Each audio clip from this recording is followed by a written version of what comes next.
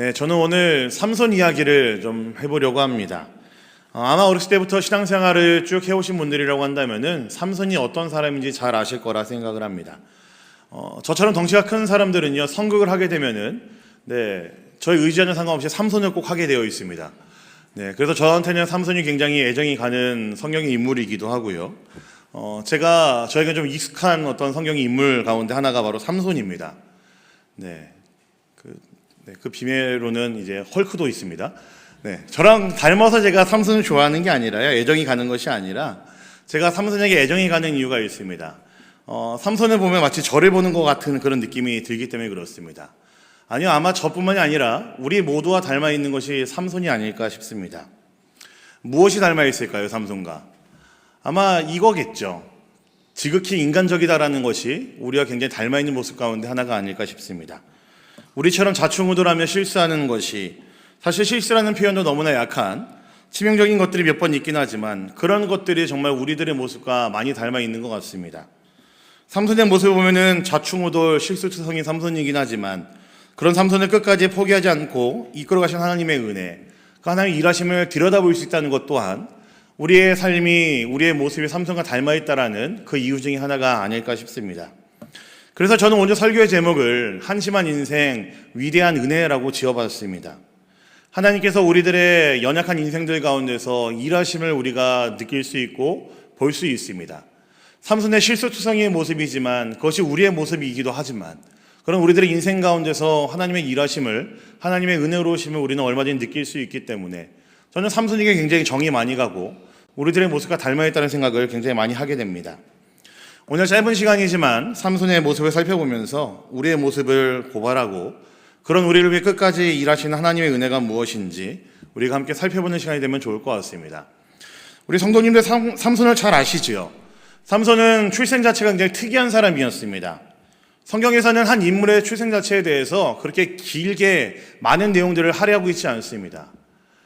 구약에 보면은 사실은 두 사람 정도밖에 없어요.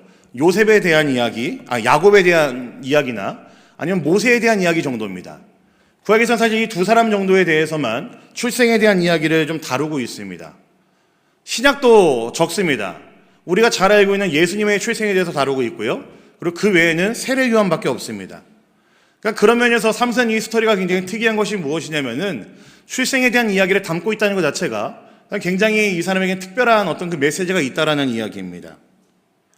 그리고 삼손의 이야기 자체가 사사기 전체에서 차지하고 있는 비중 또한 높습니다. 사사기가 전체 21장인데 삼손에 대한 스토리만 해도 4장입니다.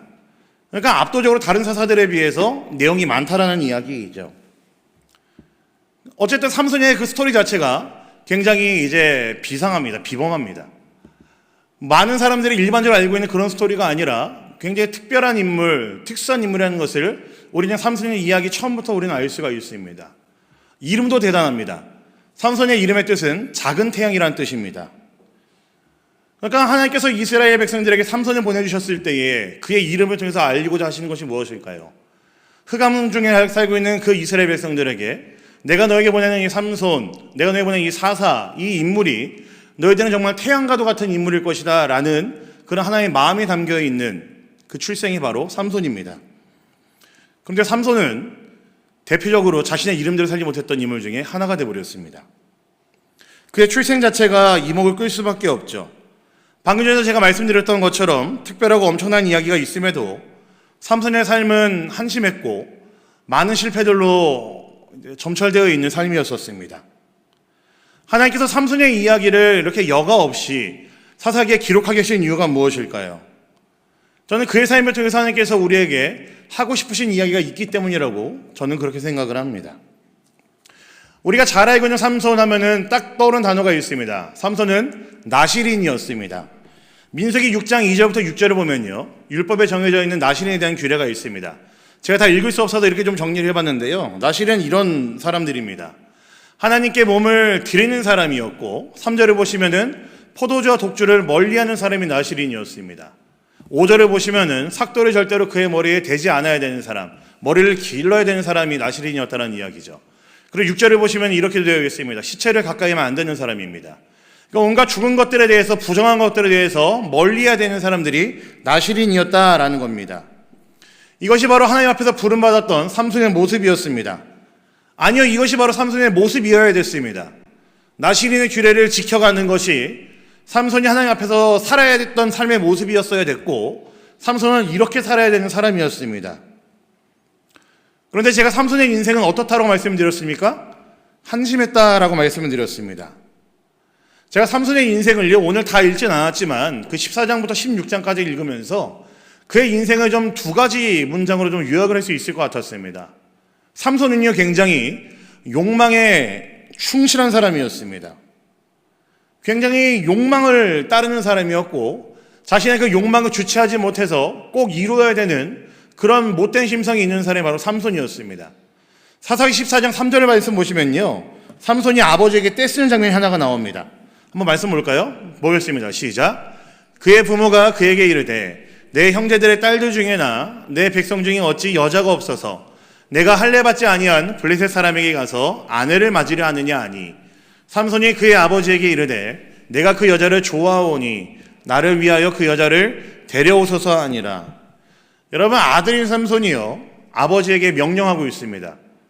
자신이 좋아하는 블레셋 여인을 당장 이리로 데리고 오라고 아들인 삼손이 아버지에게 명령을 하고 있는 모습입니다. 이것만 보면 뭘 알 수 있습니까? 삼손은 이미 부모의 통제를 벗어난 사람이었습니다. 제가 중국에 살게 되면서, 물론 뭐 여기 더한 선배님들 많이 계시지만, 제가 알게 된 이제 단어가 하나 있습니다. 바로 이제 소황제라는 단어입니다. 이제 오래 사신 분들 아마 익숙하실 거라 생각해요. 저는 이 소황제가 뭔가 하고 좀 찾아보니까요, 이런 단어더라고요. 1979년에 중국에서 시작된 그 산하 제한 정책 때문에 가정당 이제 아이 하나씩만 낳게 되었잖아요. 네, 그 독자들을 대할 때 소황제라고 이야기를 한다고 합니다. 이게 나름의 사회 문제가 된 이유가, 집에서 조부모나 부모가 이 아이를 너무나 오냐오냐 하고 키웠기 때문에 이들이 사회에서 아나무인, 때로는 이제 폭력적인 성향을 가진 사람으로 자라가고 있기 때문에 이들을 이제 통제할 수 있는 방법이 없다, 그래서 마치 가정에 소황제라는 단어를 붙이게 되었다고 합니다. 삼손이 아마 그랬을 것 같아요. 소황제였습니다. 부모의 말을 듣지 않았고요, 심지어 하나님의 말도 듣지 않았던 사람이 바로 삼손입니다. 방금 읽은 3절에서 말하는 그 여자를 좋아하오니라는 표현은요, 사사기 전체를 봤었을 때에 굉장히 의미심장한 표현입니다. 히브리어로 야샤르라는 단어를 쓰는데 이게 이 뜻입니다. 아주 중요한 단어인데 이게 바로 사사기 17장에 보면 이런 말씀에서 나옵니다. 한번 볼까요? 사사기 17장 6절입니다. 보겠습니다. 시작. 그때에는 이스라엘에 왕이 없었으므로 사람마다 자기 소견에 옳은 대로 행하였더라. 네, 사사기 전체를 요약하는 중요한 한 절이 바로 이 말씀인데, 야샤르라는 단어가 바로 여기에 나옵니다. 자기 소견에 옳은 대로라는 표현이 바로 이 야샤르입니다. 내가 좋아하고 싶은 것을 좋아하겠다라는 의미이고, 내가 하고 싶은 것을 반드시 하겠다라는 의미입니다. 사사기 전체를 통틀어서 이스라엘 백성들을 고발하고 있는 게 무엇이냐면요, 그들이 하나님께 심판받을 수밖에 없었고 매일 하나님께 얻어 터질 수밖에 없었던 이유는 그들은 자기 소견에 옳은 대로 행하는 자들이었기 때문이었다는 겁니다. 내가 원하는 거, 내가 손에 쥐고 싶은 거, 내 눈에 보기 좋은 것들을 하는 사람들이 자기 소견에 옳은 대로 행하는 사람들이었었습니다. 사사시대가 어두웠던 이유를 자기 소견에 옳은 대로 행했던 그 시대였기 때문에 사사시대는 어두웠다라고 하면서 사사기를 마무리하는데, 그때 썼던 표현을 조금 더 앞인 삼손에게 쓰고 있습니다. 삼손이 내 눈에 좋은 대로 블레셋 여인을 취하겠다라는 의미가 바로 그 뜻입니다. 삼손에게는 이 여인이 블레셋 여인이라는 게 중요하지 않습니다. 할례를 받지 않은 여인이라는 것도 중요하지 않습니다. 이방인이라는 것도 중요하지 않습니다. 이스라엘의 작은 탱으로 부름받은 나의 사명, 정체성, 삼손에게는 중요하지 않습니다. 그게 중요한 건 뭡니까? 자기의 욕망, 내가 갖고 싶은 거, 취하고 싶은 거, 손에 잡고 싶은 것들이 삼손에게는 제일 중요했다라는 거죠. 심지어 아버지가 이스라엘에 여자가 없어서 이방인과 결혼하려고 하냐라고 했는데도 요지부동입니다. 여러분, 이게 삼손이었습니다. 자기 욕망에 아주 충실한 사람이죠. 갖고 싶은 게 있으면 가져야 됐고 자신의 취향을 그 누구도 건들 수가 없었습니다. 이게 삼손입니다. 삼손의 두 번째 모습은요, 전 이렇게 정리하고 싶습니다. 겉모습만 번지르르한 사람이 저는 삼손이었으리라 생각을 합니다. 제가 방금 나시린의 규례가 몇 개 있다고 말씀을 드렸었죠. 그 중에서도 눈에 보이고 드러나는 것만 지키려고 했던 것이 삼손이었습니다. 사사기 14장 6절을 보시면요, 삼손이 사자를 찢어 죽이는 장면이 나옵니다. 말씀을 읽지 않겠습니다. 근데 그러다 얼마 지나지 않아서 사자를 죽였던 그곳을 삼손이 다시 지나게 되었는데, 그 사자의 시체에서 벌들이 집을 짓고 벌꿀에 모아놓은 것을 보게 됩니다. 되게 신비한 일이잖아요. 그래서 삼손이 그것을 보고 그 사자의 시체를 만지고 꿀을 떠서 먹습니다. 근데 이놈의 꿀이 너무나 맛있었는지 이 꿀을 떠가지고 아버지랑 어머니에게 갖다 드리면서 먹게 합니다. 효자일까요? 네, 효자라고 할 수 있을지 모르겠지만 굉장히 생각이 짧았던 행동이었습니다. 이미 삼손에게 있었던 규례, 나시린의 규례 중 하나가 뭐였죠? 시체를 만지지 않는 것이었습니다. 시체를 이미 만졌고 그 안에 있는 꿀을 떠다가 어머니 아버지에게 드림으로 그 부정한 행동을 부모님에게도 옮겼다라는 거죠. 삼손이 왜 그랬을까요? 저는 이유 아주 간단하다고 생각합니다. 아무도 모르거든요. 본 사람이 없거든요. 시체를 만지거나 그 안에는 꿀을 떠먹는 것은 아무도 모르게 할 수 있는 행동입니다. 삼손은 아무도 모르게 할 수 있었기 때문에 시체도 만졌고 그 안에는 꿀을 부모님께 갖다 드리면서 아무 말도 하지 않았던 겁니다. 자신만 말하지 않으면 얼마든지 승릴 수 있기 때문에 삼손은 그렇게 한 겁니다. 재밌는 게 뭐냐면요, 삼손이 그 여러 가지 나시린 규례들을 다 어겼지만 딱 하나는 끝까지 지켰던 게 있습니다. 이것도 이상하지 않습니까? 자기 마음대로 살던 사람인데 끝까지 지켰던 규례도 하나 있습니다. 그게 뭐냐면은 머리에 삭도를 대지 않는 겁니다. 왜일까요, 이것도? 이것도 이유 간단합니다. 눈에 띄기 때문에 그렇습니다. 유대인들은 머리만 봐도 저 사람이 나시린인지 아닌지 압니다. 아마 삼손도 알았을 거예요. 나시린이라는 어떤 특별함이 주는 그 어떤 명예를 알았을 것이고, 나시린이라는 그 특별함이 주는 그 어떤 사람들로부터 구분되어 있는 그 엄청난 그 위용을 그는 알았을 겁니다. 자부심이 있었겠죠. 그래서 삼손은요, 다른 나시린의 규례들을 어겼음에도 불구하고 하나는 지켰습니다. 머리를 자르지 않는 것. 왜냐하면 눈에 띄기 때문에 그렇죠. 자신의 속은 다듬지 않고 돌보지 않고 자신의 겉모습만 번지르르하게 유지하고 있는 사람이 삼손이라는 사람이었다는 이야기입니다. 그렇다면 우리 한번 생각해 볼까요?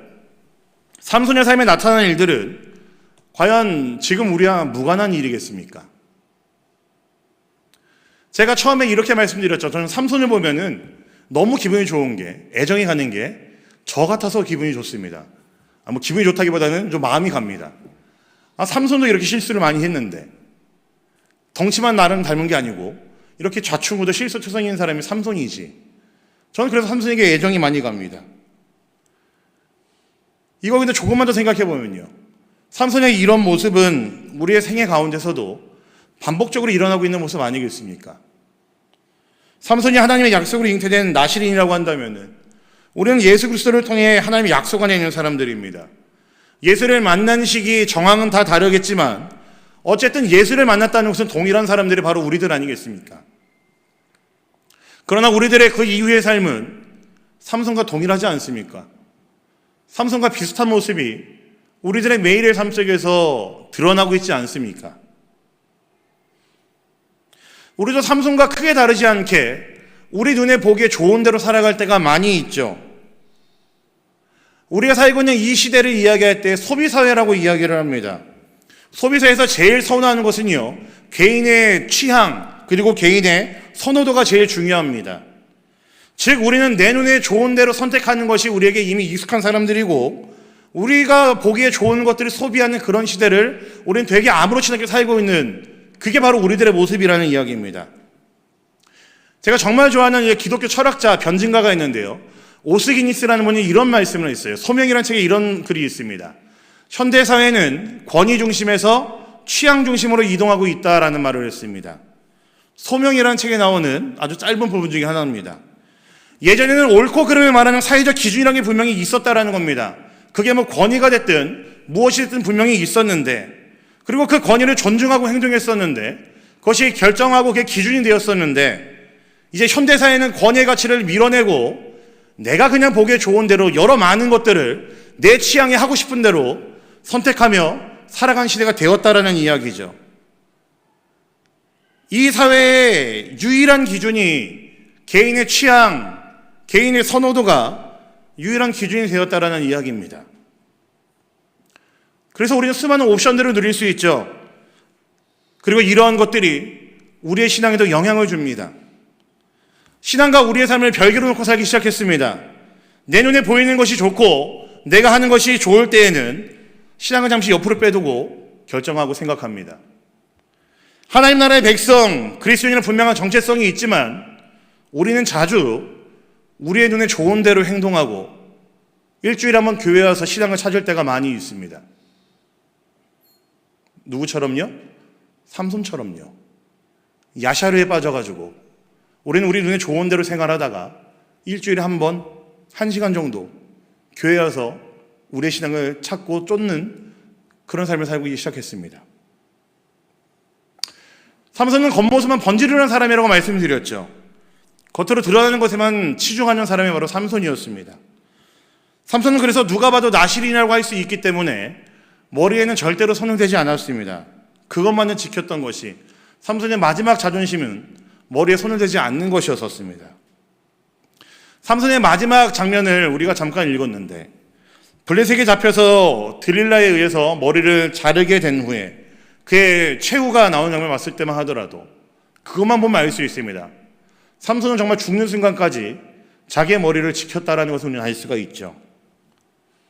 믿음이 좋아서일까요? 아니요, 그건 아닌 것 같습니다. 그저 나실인이라는 그 영광스러운 자리, 많은 사람들이 우러러 볼 수 있고 많은 사람들이 존경할 수 있는 그 자리가 명예가 필요했기 때문이었겠죠. 눈에 보이지 않는 것은요, 할 건 다 했습니다. 교묘하게 감췄고 숨겼고 말하지 않았고 걸리지 않았습니다.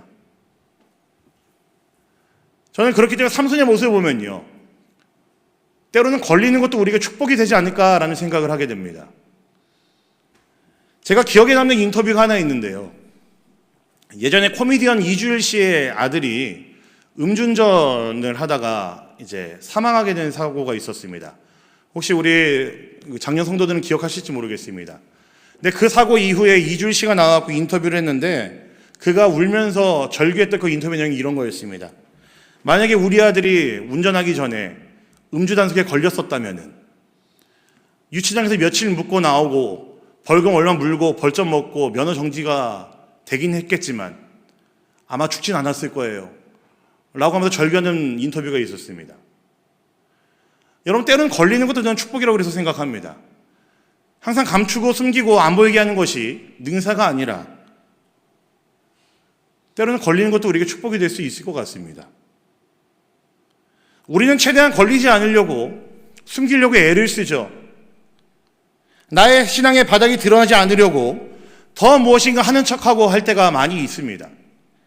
때로는 그저 내가 몇 번 하는 신앙의 행위로 나의 신앙의 모습을 다 꾸며놓는 것처럼 그렇게 우리는 멋있게 신앙의 모습만을 보여줄 때도 있습니다. 삼손의 모습도 우리에게 있다라는 겁니다. 제가 지금 말씀드린 이런 신앙의 모습들을 가지고 우리 주님께서 이렇게 말씀하셨습니다. 회칠한 무덤이다 라고 말씀하셨습니다. 저는 이 말씀을 묵상할수록 우리 주님이 이 표현을 굉장히 이제 마음을 담아서 했다는 생각이 듭니다. 그냥 싫다 꺼려진다가 아니고요. 저는 우리 주님이 정말 혐오한다는 표현을 쓸 정도로 이 바리새인들과 서기관들의 이런 모습들을 증오했다고 저는 생각을 합니다. 제가 지금까지 말씀드린 것들 중에 우리의 모습이 아닌 것이 무엇이 있습니까? 저는 삼손이 맞는 것 같습니다. 우리 성도님들 어떠십니까? 삼손 아니십니까?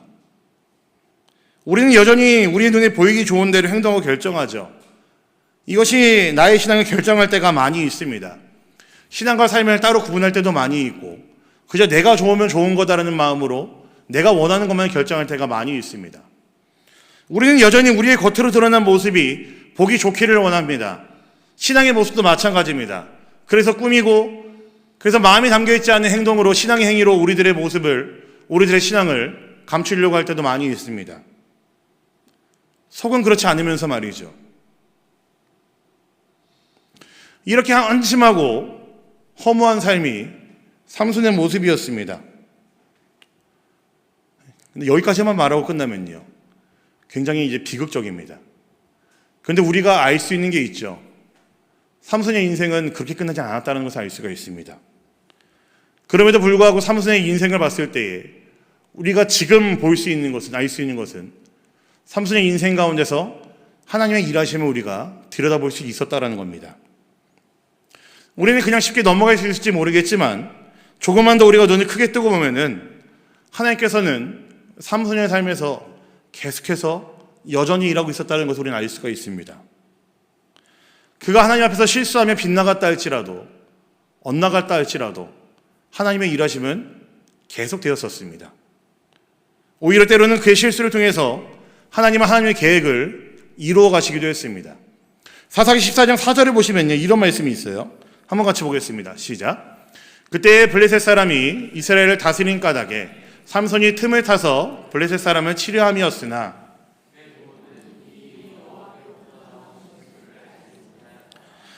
하나님께서는 삼손이 이방 여인과 결혼하려는 잘못된 선택을 통해서 하나님의 뜻을 이루어 가셨습니다. 블레셋과의 그 전쟁을, 그들과의 어떤 그들을 물리치는 일에 하나님께서 이 일을 계기로 사용하셨다라는 거죠. 여러분, 성경 보면 이런 일이 자주 있습니다. 요셉의 형들이 요셉을 노예로 판 사건 아시죠? 결국 이것조차도 하나님의 백성이 이스라엘을 보존하시고 구하시는 계획 가운데 사용되었습니다. 딱 그 내용만 봤을 때는 이런 천하의 나쁜 놈들이라는 표현이 있을지 모르겠지만 그런 상황들 가운데서 하나님께서는 일하셨다는 것을 우리는 알 수가 있죠. 삼손의 실패에도 불구하고, 그의 한심한 인생에도 불구하고 하나님의 일은 진행되고 있었고 하나님은 계속해서 일하고 있으셨다라는 이야기입니다. 사사기 14장부터 16장을 보시면요, 삼손이 계속해서 실패하고 넘어지는 모습만 나옵니다. 자신의 욕망과 쾌락을 따라서 행동하면서 자신의 사명과 정체성을 망각하는 모습이 계속해서 나옵니다. 그러나 하나님은 삼손을 버리지 않으셨습니다. 오히려 그의 삶 속에서 끝까지 인내하시며 그를 이스라엘의 구원자로 사용하셨습니다. 삼손의 마지막을 한번 볼까요? 사사기 16장 28절부터 30절입니다. 같이 보겠습니다. 시작. 삼손이 여호와께 부르짖어 이르되 주 여호와여 구하옵나니 나를 생각하옵소서.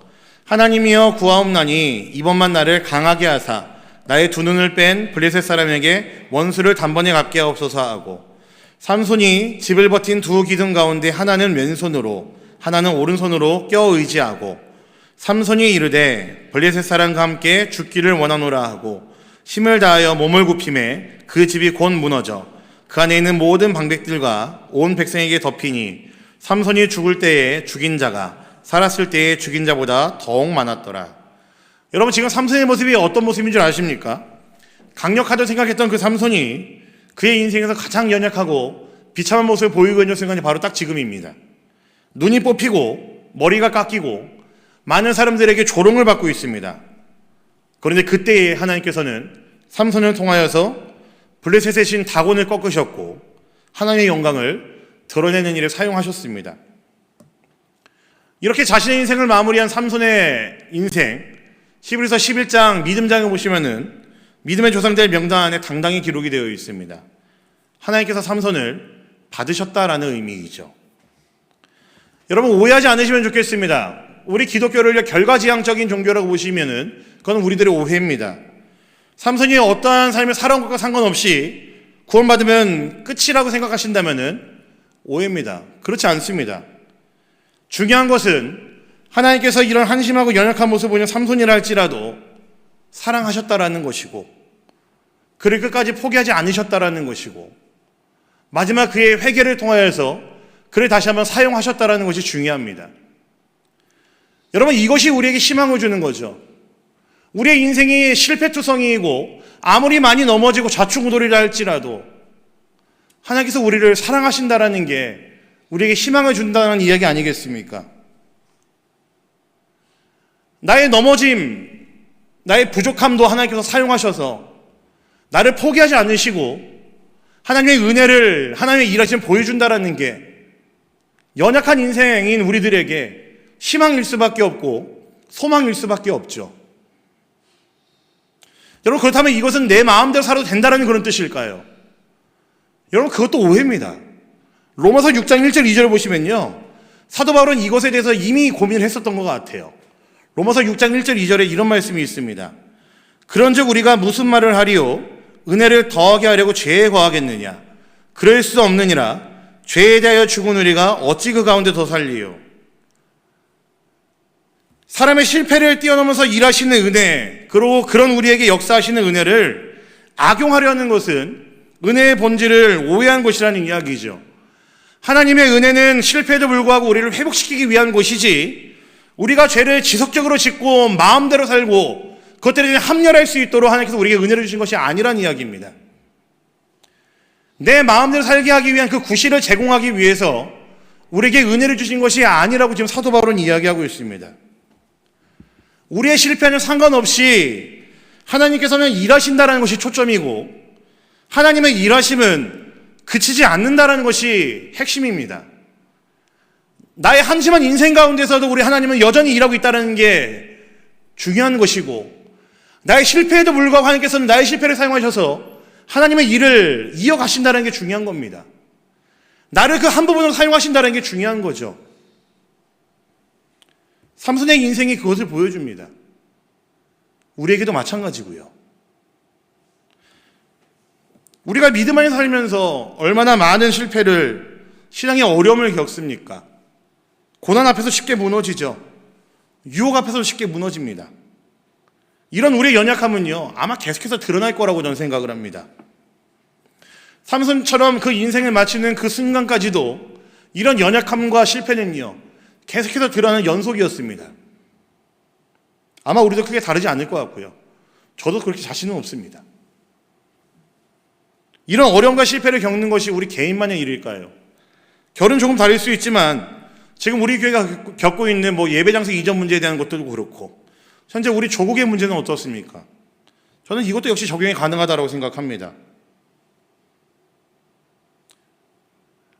그런데 삼손의 인생을 보자면은 우리는 이런 상황에서도 하나님의 선하심을 신뢰할 수가 있겠죠.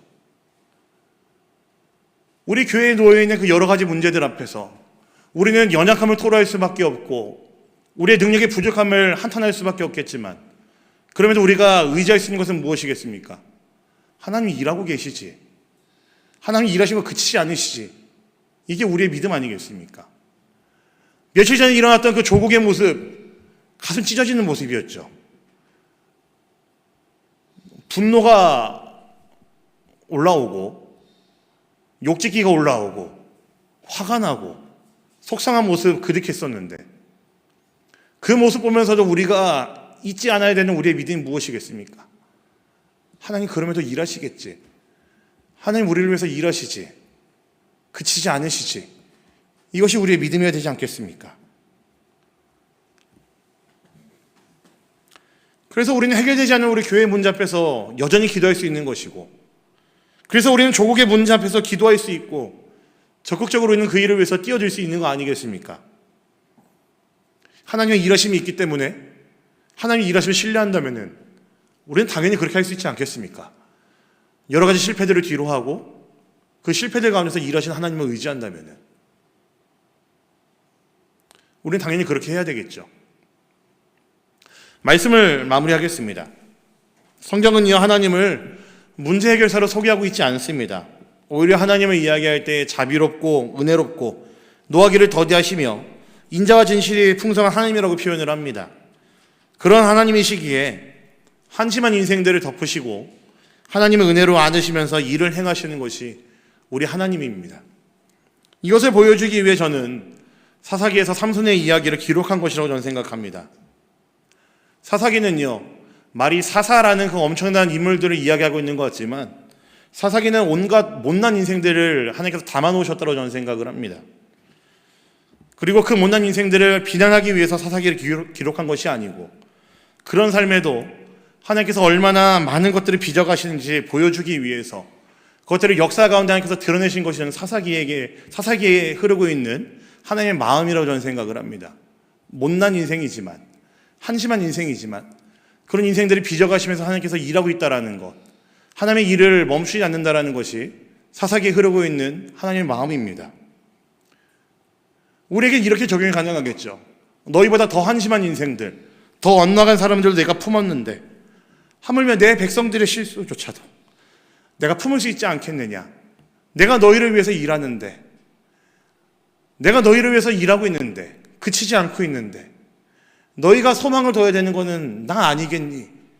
저는 사사기에 흐르고 있는 하나님의 마음이 저는 이렇다고 생각을 합니다. 하나님은 일하십니다. 우리의 실패, 연약함, 한심함과는 상관없이 우리 하나님은 하나님이시고 우리 하나님은 하나님 되심을 온 세상 가운데 드러내시는 분이십니다. 우리가 해야 할 일은 실패 자리에 서 있다고 한다면은 즉시 일어나서 여전히 일하시는 하나님을 바라보는 일이고, 지금도 여전한 어려움 가운데 있다고 한다면은 우리 함께 있으며 우리를 위해 일하시는 하나님을 바라보는 일이 우리에게 지금 필요합니다. 우리의 정체성을 잊지 않으면 좋겠습니다. 마치 나시린처럼 이 땅을 살아가는 우리 하나님 나라의 백성들은 그 정체성을 잊지 않고 살아가야 됩니다. 매일 우리의 삶 가운데 함께 하시는 그 하나님을 신뢰하며 우리 믿음의 한 걸음들을 묵직하게 내디딜 수 있는 우리 모든 성도님들 되시기를 간절히 소망합니다. 우리의 실패 위에 일하시는 그 하나님, 우리의 한심함과 연약함조차도 하나님께서 일하시는 그 모든 것들의 재료가 되고 하나님께서 그 일들을 통해서 일하신다는 사실을 반드시 기억하시는 우리 모든 성도님들 되시기를 우리 주님의 이름으로 간절히 부탁드립니다. 아멘.